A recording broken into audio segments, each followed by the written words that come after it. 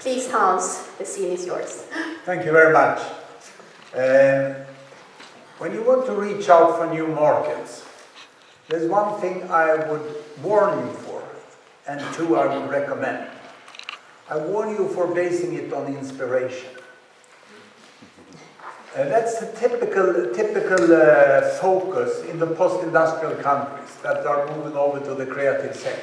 I was even introduced as an inspirational speaker. I'm not. I'm a transpirational speaker. I like hard work. And that's what I recommend. If you want to reach out for new markets where there are enormous opportunities, you should just expect hard work. That's what gives result. And also knowledge. You must know where you are going. And you must work hard. To think that this is inspiration, you're going to succeed. We heard that example from China, which is a fairly easy foreign market to reach to. Because they are quite high income level now, and they have an infrastructure. And even there, Swedish companies fail. Remember, in the post-industrial society, the whole infrastructure function, there's a lot of money. And you have to be creative, you have to have high quality, not only the highest quality, you have to have excess quality, unnecessary excess quality. And therefore it's especially difficult to do it. It's especially difficult to do it. And you need a more advanced market segmentation than you can get from this bottom of the pyramid. The bottom of the pyramid is not one segment, it's several segments. And you must understand in which one of them you will work. And let me first emphasize why I think that it is so important to have knowledge. When I ask the general public, and I ask professional group this very core question, what percent of the world children are vaccinated against measles? Then I find a lack of knowledge. Why do I choose this question? Because if you want to move people out of extreme poverty and away from extreme poverty, which I'm going to talk about, some basic health interventions are necessary. They are not the only thing necessary, far from that, but they must be there. And the most important probably is taking care of newborn children and seeing that they get a decent chance to survive. And the most cost-effective you can do that, the most cost-effective is to vaccinate against measles. And that's interesting, because measles vaccine is an advanced biomedical product that has been produced for the world market in a very advanced way, and then we try to get it out to the bottom of the pyramid. So this is it. If I would choose one thing, an advanced product that goes out to the bottom of the pyramid, it's this one. And how many get vaccinated of the 1 year old in the world? How far has the world come? Well, when I ask the Swedish public, they answer this. When I ask Norwegians, it's this, and the American is this. And this is the right answer. So that's where we start. I asked the same question to World Economic Forum. I had the privilege this year to lecture not only to the big stage, but I had the lecture the night before it started to the expert lecturing at the World Economic Forum, and they failed this question. It's pathetic. People base their work in the world on inspiration and ignorance. Don't do that. Base it on transpiration and knowledge. Then you will be successful. Because we are successful in the world.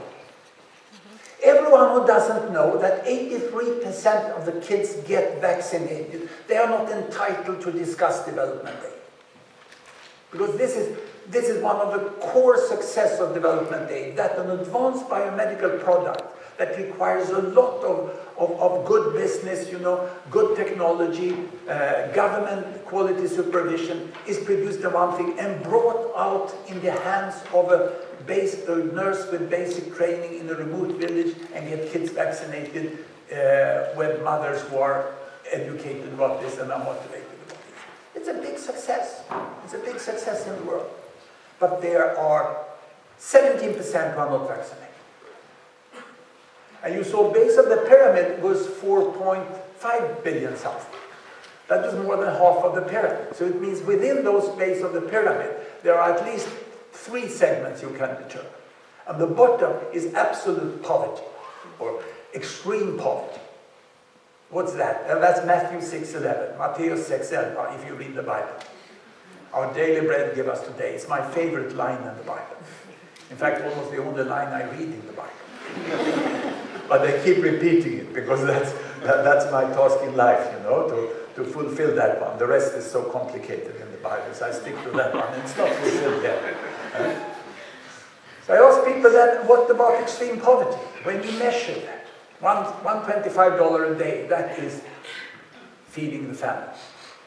$1.25 is not an abstract cutoff. It's difficult to measure, but it's quite well defined. It's feeding the family. It's that the caloric deficiency doesn't stop the children from playing and the adults from working.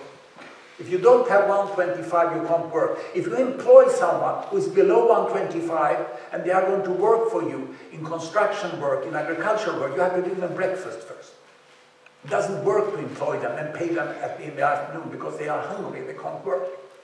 That's what extreme poverty is about. That's not the bottom of the pyramid. It's the bottom of the pyramid. I'm going to divide those 4.5 billion for you in three straight down. And in extreme poverty, you can't do business. That's one of the definitions. You can't do business in that 1 billion in the bottom because they're too poor for that. Yeah? And how much do they do that? Has that doubled the last 20 years? Has it remained the same or has it been half? This is what Swedes says, the Norwegians, the British, and the Americans. And if you want to know what's right, you can look at the Swedes. You know, the least number of Swedes that think something is correct, that's often the right answer. That means that you have an enormous problem in your companies because you are surrounded by ignorant people. And when you sit down and discuss this, you don't know it. So take an upgrade on that first, to know where you are going, and don't think developing countries.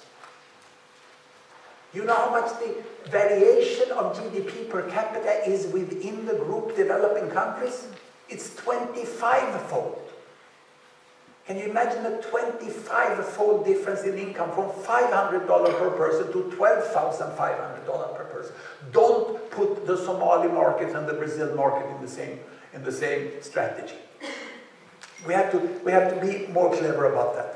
And what happens with the number of children in the world? This is another question. When I was born, there were less than 2 billion in the world. And then less than 1 billion. We were 1.8 billion, and then it increased like this. And now we have a pretty good projection what is happening in the world. Will it increase to 4 billion? Will it slow down to 3 billion? Or has the number of children in the world already stopped growing? Well, this is what the Swedes say. It's done by Novus, one of our best survey companies. And we have verified it. We've done about 50 different polls in different audiences. So you know the rule. Least number of Swedes answer. That's the right answer. Who the heck is Professor of Global Health in that country?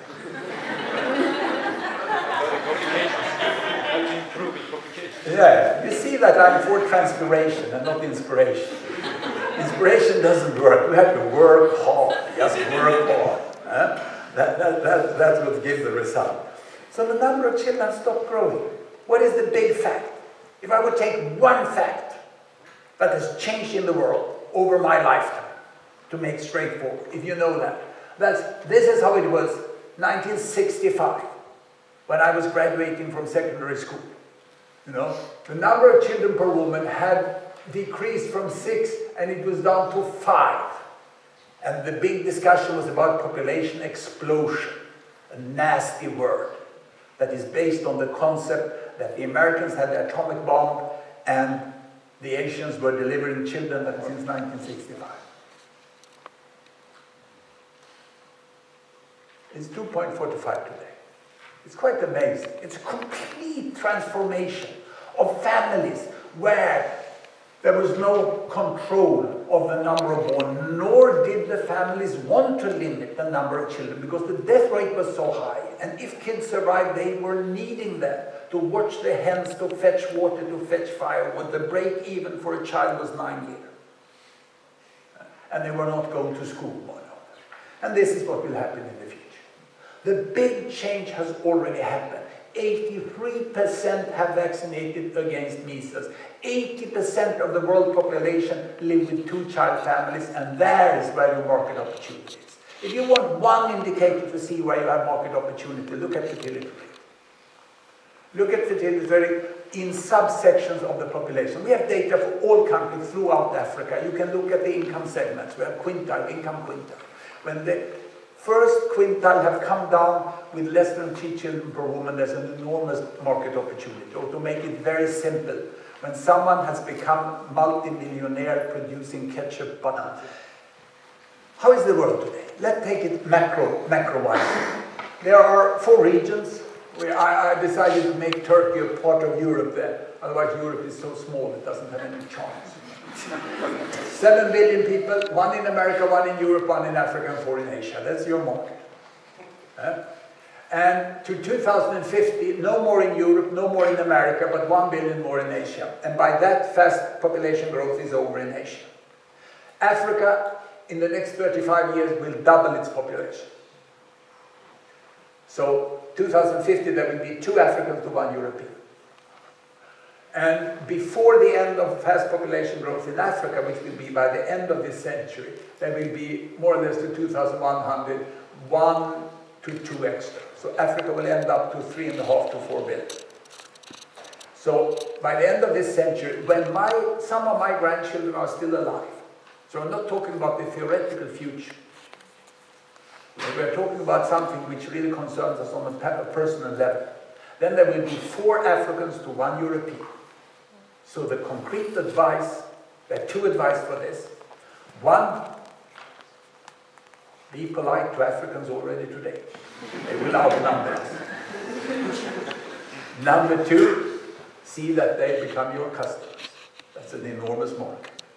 That's 2 very concrete. And we want Africans to come to Europe as tourists, not as refugees. Because it's quite a nice place, Africa. You didn't just have that poverty and that insecurity. It's a nice place. If I divide this into North America and West Europe, the Old West, as I call it, that will be less than 10% of the world population. 80% will be living in Asia and Africa. The gravity, the center of gravity of the world economy went from Asia 2,000 years ago all the way up to Greenland. And then it's on its way back now. It has passed the Baltic already. And it's going back towards Asia.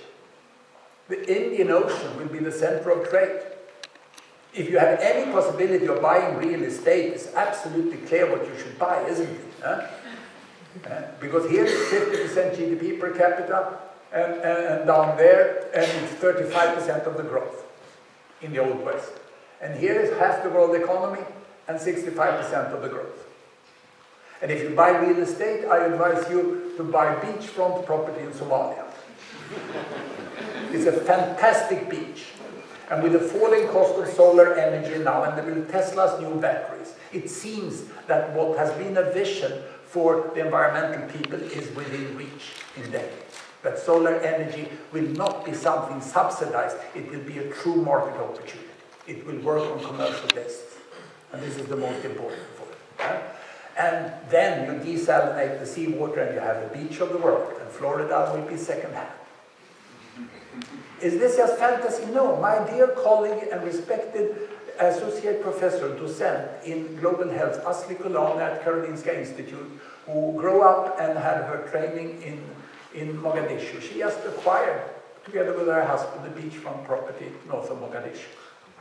And I lectured to major banks, and both at Goldman Sachs and JP Morgan, there were investors of Somali origin who had done the same. So if you have a friend who's from Somalia, know where to place your money. It's this sort of vision you can have. This sort of vision you can have. Because of course you should buy when it's cheap. That's what business is all about. You should have bought Florida beachfront property when there were pirates in the Caribbean. Then if great-grandpa had done that, you know, the kids, their ancestors would praise that person later on. There is enormous opportunity at the same time as it's difficult. Now, let me show you what is happening here. If I go to this bubble chart, which we have been using. It shows each country as a bubble. The size is population. The color is the continent. Red is Asia, green is America, blue is Africa, and yellow is Europe. And here we show babies per woman, small families, large families. Here is life expectancy, 30, 50, 70 years. So this shows the happiest moment in families' life. This is the sad moment when they die here. They die young. We want people to die at old age. We want funerals at which we can smile and think about grandpa and grandma and their life and be thankful. We want people to die in dignity at high age. That was not the case 50 years ago. These were terrible situations. And at that time, developing countries was a very relevant concept because there were two clusters of countries. You can see there was almost no one in between. Almost no one in between. If one was in between here, it was Cuba, together with Singapore. So if you should compare, if Cuba has been successful, you should compare Cuba with Singapore, not in the developing world. Because Cuba was the trading station in the tropics for the Spanish Empire and Singapore for the British Empire. And they were at equal places, just when Castro seized power. And then Cuba has failed, and Singapore has succeeded. Cuba has succeeded socially, but not when it comes to rights and freedoms or when it comes to economy. That now gradually, the last years, they start to change policy for that. Now, in the whole world, what has happened is this. This divided world is merging. Look at China. They come with family planning. They are catching up there. And here comes Brazil. They don't care about the Pope. They put on the condom. They catch up there. Indonesia is coming. You know, India is following. Bangladesh is overtaking India. All the world goes up to the corner with small families and long life. No, not all the world. Some are lagging behind. And there they are. The majority is up there. So when it comes to these social indicators, for me and public health, number of babies born, length of life. The world has merged already. So what about then what has happened in economy? Now, let me do the following here. Babies per woman has fallen like this in all continents, and it's on its way down in Africa. Can you see how they are segmentized? First Europe, then America, then Asia, and then Africa, and this will happen. And the reason that Africa is late in this process is that they become money in the end. They will come. Probably they will not emigrate as many people as Sweden will. Sweden emigrated 1/4 of our population. If Africa does that, there will be 1 billion of Africans outside Africa. That means 500 million in Sweden, in Europe, and 500 million in America. So West Europe and North America will be half Africa. Yeah, these are the realities. And this is not like guesstimates and it wouldn't happen. That's what people said about India when I went to school. India can't be 1.3 billion people by the end of the century. Everyone knows that that won't happen. I remember my teacher telling us this. And it happened, and India is better than ever. It's a difficulty in West Europe and North America to realize what is happening. We live in a toxic combination of ignorance and arrogance about what's happening in the world. And to my big surprise as a public health professor is that it's the CEOs of the biggest companies in the world that are the most fact-based people I've met. But at CEO level, they come down, then it starts to get difficult. Because it's about my private life, where I will be. And the companies really try to recruit the elite in Asia, Africa, Latin America, and Middle East. To have the professional elite. Yeah, that was world population. I think I'd jump these ones here and go to money, because you sit here and you're interested in money. This was too much demography. I jumped it here. Now, I want to show you this one. Here we go. I changed the health axis to show child mortality instead, not life expectancy, but the number of children per 1,000 born that dies before their 5th birthday. In Sweden is 3 today, 3 out of 1,000 dies. there is these inevitable severe malformations, you know, and some things like that. In the worst of countries, it's about 150, 200 that dies. And this is money, $100, $1,000, 10,000, 100,000. And it's GNI per capita in exchange rate dollars. The main problem when people discuss about the world is that they can't keep a distinction between exchange rate and purchasing power parity. Keep in control. Otherwise, and I know even in companies, it's so embarrassing to know what sort of GDP are you asking about? What is this GDP for that country? And that doesn't matter so much in the richest end of the world because there's very little difference between exchange rate and purchasing power. But when you go down to the poorest part of the world, purchasing power is 3 times bigger than exchange rate. That's why it's so nice to be tourist in India or Africa, because it's so cheap. And it's so terrible for colleagues coming from Africa here for conferences because it's so costly for them. Every meal is 3 times as costly as it is at home. So you have to keep track of this. This is exchange rate. Can you see how the countries divide in the world today? They are at all levels. Developing world is here if you use the criteria for the World Bank, which is $12,500 per capita. It's here. And the poorest ones are down on 500 here. So it's a 25-fold difference. Never, ever use that for any business discussion, any assessment or anything. Don't think about our development country policy. You'll make a joke. It's like people will make fun of you. You have to be precise where you're working. $4,000 is quite good. This is the upper middle income countries that are most of the BRICS. India is the one which is difficult to understand because it segmentizes in so many different areas. You go to Hyderabad and you see the IT sector in Hyderabad where Google Maps is being made and managed. Did you hear? Not only made, but managed. Complete management of that. That's down here, where these people live. Other parts of India is up there. Now, this you have to understand. And of course, this doesn't reflect the differences within countries. Within countries. And you see 80% of the child mortality is explained by GDP per capita. That's why I love money. As a global health professor, you must love money. Because I know how to use it. I can't make it, then I would be in business.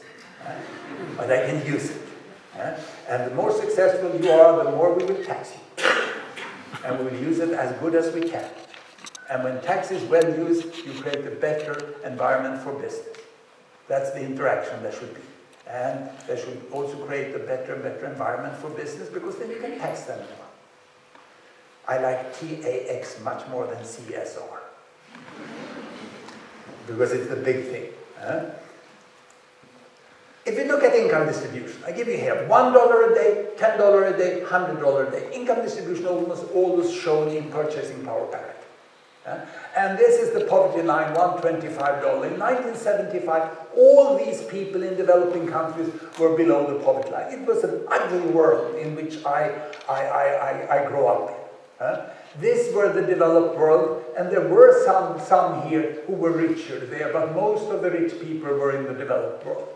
What has happened since is quite amazing. Now I took away the national differences. I like to look at an individual level. I put an airline there.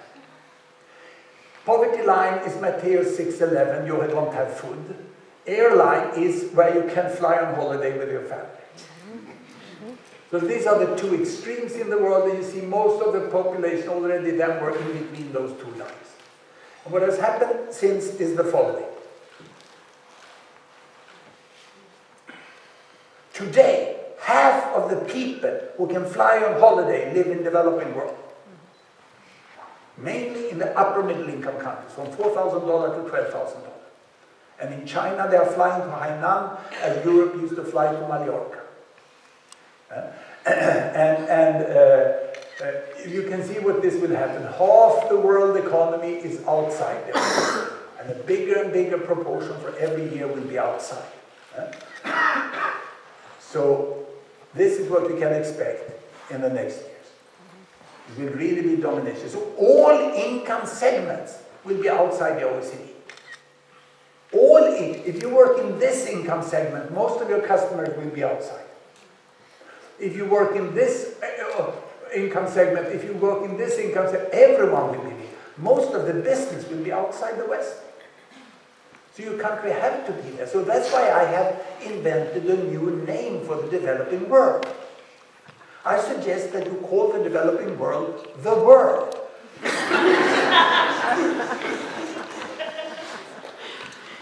Get away from this obsession that the West ran the world. Because when I grew up, the West was 1/3 of world population and 95% of the economy. Now it's less. It's down to 15% of the people, and it's 1/5 of the people and 50 of the economy. And it will continue to shrink. So all companies must have these strategies. And the income distribution, if we look at it in another way, here I take the whole world again, where I segmented it between Asia, Africa, America, and Europe. And it looks like this. In the 70s, there was a camel world, I call it. The big hump here and the small hump there.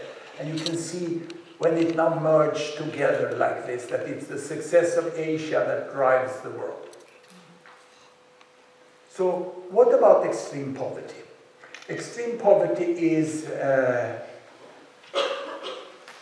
down here. How do we measure? Bottom of the pyramid you're talking is this part here. But within the bottom of the pyramid you can find several different income segments with different problems. And one of the main problems there is that you can't keep this excess quality as you have in the richest countries. Actually, we sell projects here with unnecessary quality. It's a stupid level of quality.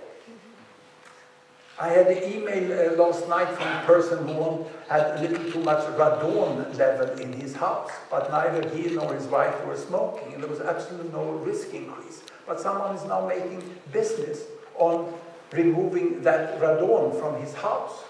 He had about 350 becquerel per cubic meter. And he asked me for advice. It would cost him 88,000. And I calculated that would be one bouquet of roses to his wife every second week for the rest of his life. And if a man gets divorced, he loses like 1 to 2 years of life immediately. So for him it was much, much better to buy roses to his wife than make a stupid donation of a becquerel. Makes sense, doesn't it? Yeah? So the rose business got a new customer. He already this morning at 7 o'clock he thanked me. I made him last night. So you are used to this, and companies in Sweden don't have heads of information any longer. It's heads of communication. Everything is communication. But it's not. Here's the real thing, because the poor ones here, they still have fire. They don't have electricity. Here they have a light bulb. Here they have a bicycle. Here they have a motorbike. Here they have a washing machine. Here they have a car, and there they're flying home. Don't lump these ones together into one income segment. Find each income segment here. And your company, your product may be successful all the way down here, but respect, this is SIDA's main task. SIDA should use 95% of its resources to get people out here. You should meet SIDA a little here, and then business take care of it. I used to say when IKEA and Hennes & Mauritz invest, then SIDA has done its job. And then business can go on. But business shouldn't think they are effective down here. So here you need a road infrastructure investment, there you need a school, you need the vaccines, you need the contraceptive pills, you need people to come and meet the better world. This is how we measure income. Living Standard Measurement Survey, coordinated by the World Bank, is what gives us this data on income and poverty. How many people do we think work centrally in the World Bank to coordinate the measurements of poverty in the world? It's 4 half-time persons who take care of the poverty of the world. That's less than in my Handelsbank office in Uppsala that take care of the shareholders in that office. It's absolutely appalling how unserious we are on this extremely important measure. Because extreme poverty is not a humanitarian issue for me. It's about the safety and the future of the world. We can't have extreme poverty. It's a place to hide for Al-Qaeda. It's a place where Ebola comes from. That's why I went to Liberia in October. It was not out of inspiration, but about from knowledge and transpiration. We had to stop Ebola. Things can be done, but this is very, when we work with people in extreme poverty, this MBA sitting here interviewing this standing woman, you can see the quality of it. If you have any sense of gender relation, you can see the problem with this. Or this, sitting, filling in this about 22-page questionnaire. Because we can't ask people, what did you earn? We ask, what did you buy? Because people use their own product, they do barter trades, they use their own. It's extremely difficult to measure in monetary terms, extreme poverty. The error margin is plus minus 50%. And people also get into poverty and they get out of poverty. This is from my own research. In 20 years I've studied extreme poverty in rural parts of Africa. And this to me is the iconic photo from a family in a food shortage area in northern Mozambique. They've already finished the beets, which is here. Now they're eating the cassava porridge here. In Swedish, nävgröt. That was when you didn't have milk. You made the rye porridge or the oat porridge very thick so you could eat it with the hands. That's how you eat it. We have a word for that in Swedish. It's just that we stopped eating it that way because now we have milk. We eat it with spoon. And these growing kids will finish that, but they won't get enough. They won't get enough. And you see how grandma, who is taking care of them, she's made everything as clean as she could. She has cleaned this as good as she could. She tried to keep it, but these people are in extreme poverty. They are just surviving. Their body weight are losing during half of the year. And they are not, they need to get out of extreme poverty and away from extreme poverty. How do you get out of extreme poverty? Let's make it simple. These girls have to carry water. They can't go to school. Now with this woman having gone to school, knowing how to count, getting access to microcredit, and buying one of the wonderful products of the Industrial Revolution, the wheelbarrow, with rubber and plastic. Yeah, I love plastic also. Plastic is fantastic. It's a very high quality product. Poor people love plastic. And she can carry the loads of 3-4 persons. She has increased her productivity. That's what economic growth is. It's increasing the productivity of the individual person. And the school, she had the brain to do this. That was public money, tax money, that paid for the teacher. And the microcredit made her an entrepreneur. And she's branding herself, Mrs. Tapo. And she's charging people for helping them with the water. This one goes away from poverty. The main problem of getting out of extreme poverty is that almost 80% falls back to it. And the main reason for falling back is disease. And you have to pay for a broken leg or a cesarean section, kejsarsnitt, or something else. Because you have no security. You can't afford insurance, and the government can only provide the basic health service. Something more severe, you have to pay. And so you have to get away from poverty. That's where you come in. That's how you can avoid extreme poverty, is by helping people who got out of it to get a little more profitable business, who get better things for what they can buy, and then they get away from poverty. They build up some money themselves, and there's some little security, they get some assets which they can sell, and then they can handle future economic shocks. So think it like this. I can't help them to get out of extreme poverty, see they're doing that, or I'm helping in other ways to do that. I'm talking with IKEA has formed the IKEA Foundation and said they help people out of extreme poverty with their foundation money. Then they can offer employment. Then they can sell good furniture. And the rich one don't even go to IKEA. So they are out of their business model. And the same thing you can think, you have to find your niche where you can help. Why, and what does she say? This is one of the women we have interviewed during our research. I've been working mainly with food security in Africa. She said, number one is school. They can't cheat me. I know how to count. Thank you, government, for providing that teacher to me. And thank you, aid, for providing that textbook I had. And health. I have a healthy kid on my back. Thank you for that measles vaccination. Thank you for that mosquito net. That helped me out. That was a gift. And a gift is good when it's targeted and it's the right thing. Don't have the illusion that you get out of the vicious circle of poverty just by your own work. You don't need it. You need some investment from outside. Infrastructure is wonderful. We like tarmac. Poor people love tarmac because we can reach further. And rights, my human rights are fine. Because my good husband works in the city to earn the money to build our house. Meanwhile, my rights have to be protected. Theft is my main problem, and those other things I won't mention that a single woman can suffer from. So rights are important, and cell phones are wonderful because now I know the market price, and I can choose which product to bring where. And agrotechnology is wonderful. If I had better planting material, my work will pay off better. And of course, credits are good. Credit will help me along. They bought me the bicycle. Had I carried these sacks to buy the bicycle with cash, I would have carried sack for 10 years. Now I could buy the bicycle and I paid back in 2 years. Credits are enormously important to get away from poverty. Can you see? She loves everything. In the rich country, people tend to have one of these as their pet support. Oh, I think they should have credit. If business works, everything works. No, human rights is the right thing. They should have human rights. If you are leftist, you want health and schools, agrotechnology. She loves everything. It's when she gets the right combination, that's when she moves away. The right combination of it. And it's what's lacking that stops her. It's when one or two of these are lacking. She can have everything and lack the credit, and then it will take her a very long time to work. And if this infrastructure of the road hasn't gone, the credit for the bike wouldn't pay off so good as it will when the World Bank put the credit for the tarmac road.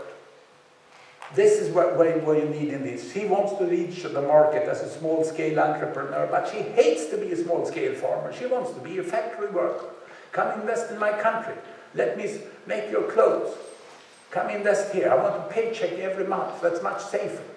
It's very unsafe to be a small-scale agricultural entrepreneur, you know. And I have a dream. I want fertilizer, cement, and electricity. The core things on which you build hopes. We will have, as you saw, 4 billion people more in the world. They will all live in cities. We are going to construct new cities for 4 billion people. We're going to rebuild cities for 2 billion people. 6 billion people in this century are going to have new cities. It's an enormous business opportunity. And this, I am over the time here. Let me jump this one. This is how it looks, extreme poverty in the periphery. You have a district, ett län på svenska. Can be 300,000 people. A river crosses there.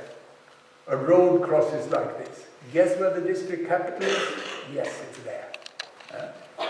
And where does people in extreme poverty live? They live there, there, there, and there. Outside cell phone coverage. Don't have the illusion that everyone has cell phone. About 300 to 400 million live outside cell phone coverage, and about 500 million who live under cell phone coverage can't afford cell phone. That's the extreme poverty. But just when they get out of extreme poverty, the wonderful technology comes and helps them away. So that's where I am, for you segmentizing, thinking about the extreme poverty where you are humble as business people because it's other type of investments that's needed. But then you can be proud as business people as soon as people have some little cash and they can use it well and you can offer the right services and goods. You help them away from extreme poverty. And when they are away from extreme poverty, then they have the two-child family and they say, wow, let's work hard in transpiration to acquire a good home for our families. And you have 5 to 6 billion people that will come into the world economy during this century. Good luck with your business. Thank you.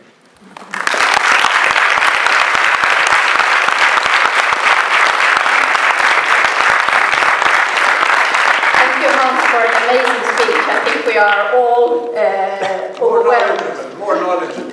Yes, I think we are. I wanted to ask you, we have 1 minute left here, so one question from me, and you can also post questions on Twitter, remember that.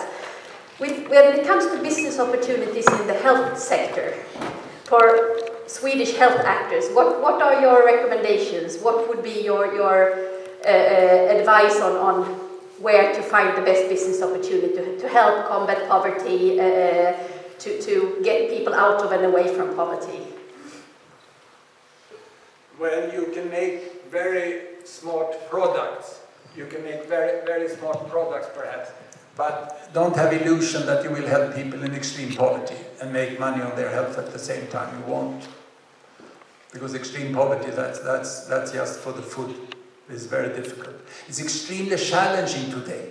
Because people now who got out of extreme poverty, they got away from extreme poverty, they have a decent life, they don't die of infection, they don't die of malnutrition, but they get cancer, they get cardiovascular diseases, but they don't have the money they need to treat them. Look at Vietnam today, for instance, and Bangladesh. They have the same health status, the same disease panorama as United States 1980, and they have the same income as United States 1880. That means that the people who now develop the cancers, who now develop the cardiovascular diseases, the strokes, psychiatric diseases, they have a fraction of the money we had when we started with these diseases, at the same time as you can offer very modern treatment. It's a real challenge in the health area to do this. So if you want to help people out of extreme poverty, you must make a heat-stable measles vaccine, or a cheaper pneumococcal vaccine, or a test for tuberculosis that really works. And then that will be purchased by aid money, or by government money of those who are a little like in the Vietnam situation. Then you have to reduce the cost of the treatments. An innovation that reduces the cost of the treatment enormously. And you must work with multi-tier pricing.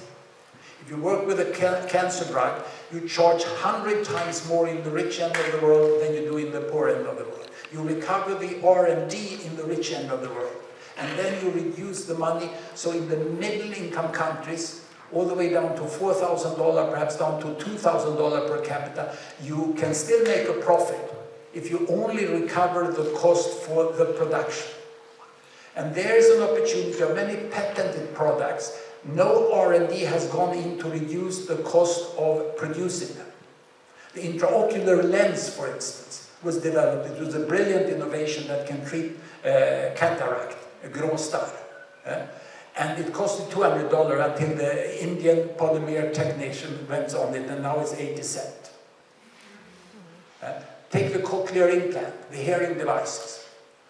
Cochlear implant is now, what is it, 400,000 crowns. Make that for 4,000. Take away 2 zeros in the price by putting R&D in the synthesis, in the construction of it. But we are obsessed by venture capital that invested in R&D, and honor to venture capital who invested in R&D, because otherwise we don't get the new products. And then they want to recapture their research money, and that's fair. But you must complement the strategy of recovering the R&D with making money just by then selling it at lower cost. But you can't sell it at the high synthesizing cost you have. The biggest planned economy that remained in the world is probably synthesizing patented drugs. It's like the planned economy under Stalin. Someone is told, make this chemical compound, I want so many tons per year the next 20 years when I have a patent. Sorry, 16 years, because you lose some years of the patent in the beginning. And then there's no competition. Pfizer now have 2 or 3 different plants, one in China, 2 in India, and they let them compete with each other. And they let those entrepreneurs put R&D in reducing the synthesis cost during the patent period. So I want more market economy, not less. But I don't want monopolies. Many research companies want monopolies. And then they put ridiculous prices for their products, even in the richest end of the world. That's what they do with new drugs now. It has nothing to do with the cost for R&D. So finding out a way of handling the patent issue in a way that honors innovation, that makes a fair return on venture capital, but still makes it available for everyone. That you can find, and you may find such niches in different products, where you can make a deal And the whole issue is then how to stop re-importation. And there, the public side, which I identify myself with. But I'm a market economy lover, as you see. But I want to regulate it so we get the stuff out that we want. Unregulated market economy is nasty, very dangerous. Just gives us narcotics and porn and whatever. It has to be regulated. But then it has to be working in a very competitive way and give return for investment. So this is the challenge, to find in those different niches where you can do it. And really reduce cost. Price is everything for poor people. You have to reduce the cost. Also, if you want to go in the middle income segment, let's say the better off, the ketchup people who get cancer, then you have to produce really cheap cancer treatment and relevant treatment. There's a lot of scam in medical care around the world for people in this middle income segment, where they get treatments they really don't need. In Vietnam, out of the people the main determinant for taking antihypertensive drugs in Vietnam is income, not blood pressure. The cesarean, have you heard about the cesarean section epidemic? It's nasty in the world. The private hospitals in Brazil, 91% cesarean sections. In Sweden, 50%. And we see this epidemic coming throughout Africa and Asia now with private medical service. Private medical service has to be heavily regulated. Otherwise, it's just scam. Every woman above a certain income gets a cesarean section in Dar es Salaam today. And many women die because they can't pay. So how do we organize that? I talked with the Abrai group from United Arab Emirates, and they are trying very seriously to invest in the serious health service that do the right thing for rich people and right thing for middle income people. Because in the long term, they will win. Those ones who give doubtful cancer treatment, and give palliative, you shouldn't offer palliative cancer treatment for an old person with cancer in Kenya when that will impoverish the children. That's not the right thing. Give morphine and let them die, at a cheap cost. You have to be rough. You can't have Swedish thinking. But you can lure children who are very grateful to grandpa, They can be cheated into paying for this, and they sell their motorbike, they sell their business opportunity. So run quality and relevant quality on that level. But it's easy to do scam and earn money. But then I'll come after you. Thank you, Hans.